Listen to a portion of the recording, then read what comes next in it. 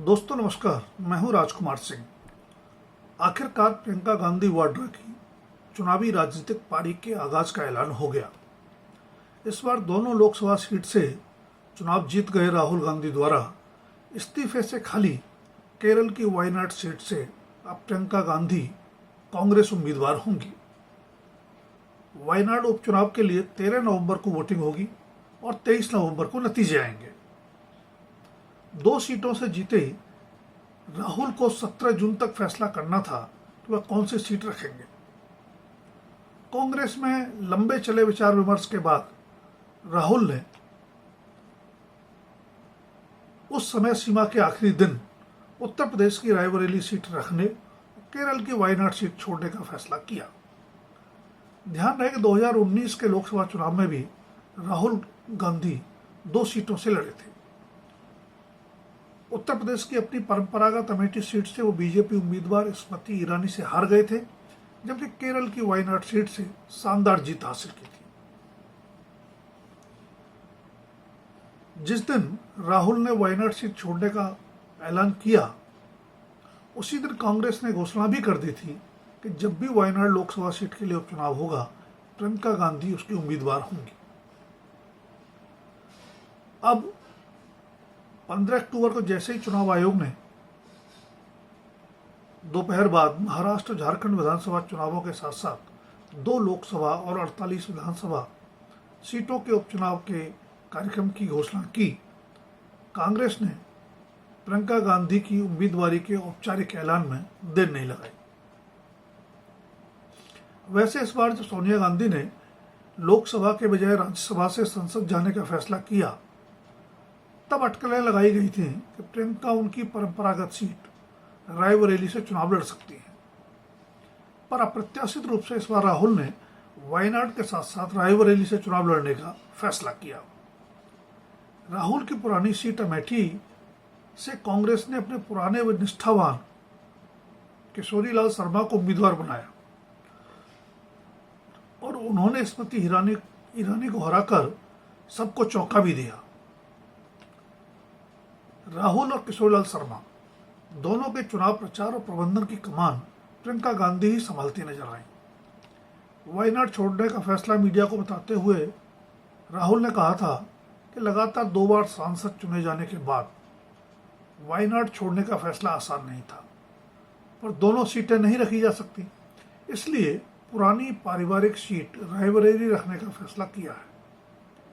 लेकिन वायनाड को उनकी कमी महसूस न हो, इसलिए वहां से होने वाले उपचुनाव में बहन प्रियंका गांधी कांग्रेस उम्मीदवार होंगी।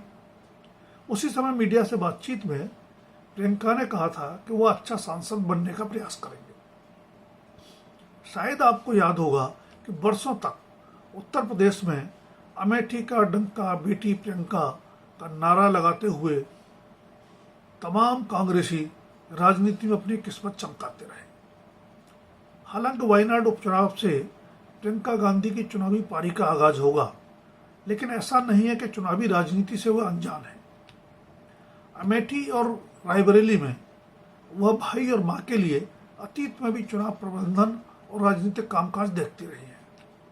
प्रभावशाली वक्ता माने जाने वाली प्रियंका ने ही इस बार अमेठी में किशोरीलाल शर्मा का चुनाव प्रबंधन संभाला और बीच बीच में रायबरेली भी देखती रही।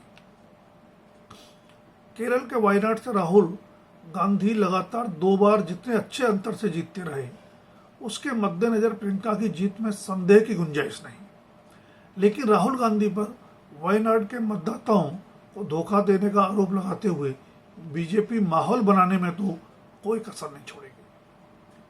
फिर प्रियंका के चुनाव लड़ने के साथ ही गांधी परिवार के तीनों सदस्य सक्रिय राजनीति ही नहीं, संसदीय राजनीति में भी आ गए हैं। ध्यान रहे कि कांग्रेस की राष्ट्रीय महासचिव प्रियंका गांधी उत्तर प्रदेश की प्रभारी भी रही है। हालांकि बड़ी चुनावी सफलता वह अपनी पार्टी को नहीं दिला पाई। बीजेपी और प्रधानमंत्री नरेंद्र मोदी वैसे भी कांग्रेस और गांधी परिवार पर परिवारवाद को लेकर हमला बोलते रहे हैं,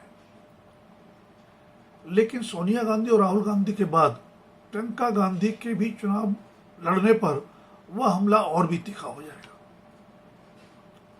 जाहिर है संसद में तीनों की उपस्थिति से उस हमले को ठोस आधार भी मिलेगा। वह एक दिलचस्प राजनीतिक परिदृश्य होगा जिसमें एक मोदी से मुकाबले के लिए 3 गांधी संसद में होंगे। सोनिया गांधी उच्च सदन यानी राज्यसभा में होंगी, जबकि राहुल और प्रियंका लोकसभा में। प्रियंका गांधी के पति रॉबर्ट वाड्रा द्वारा पिछले दिनों दिए गए मीडिया इंटरव्यू से लगा था कि वह भी संसद पहुंचकर सेवा करने के लिए लायक हैं, पर हाल फिलहाल तो उनकी वह इच्छा पूरी होने के आसार नहीं दिखते। दोस्तों, अगर वीडियो पसंद आए तो लाइक, शेयर और सब्सक्राइब अवश्य करें। धन्यवाद। अभी के लिए इतना ही। जल्द फिर मिलेंगे किसी नए विषय के साथ।